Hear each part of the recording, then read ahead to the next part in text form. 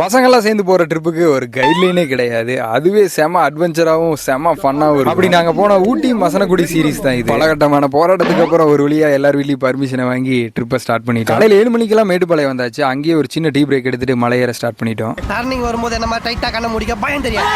சித்த நேரத்தில் அடுத்த டீ கடையை பார்த்ததும் வண்டி அதுவா நின்றுச்சு. சில பல போட்டோக்களை போட்டு அங்கேயே தக் மூவ்மெண்ட் ஸ்டார்ட் ஆயிடுச்சு. மாப்பிள்ள அப்படியே என்னை ஒரு போட்டோ எடு.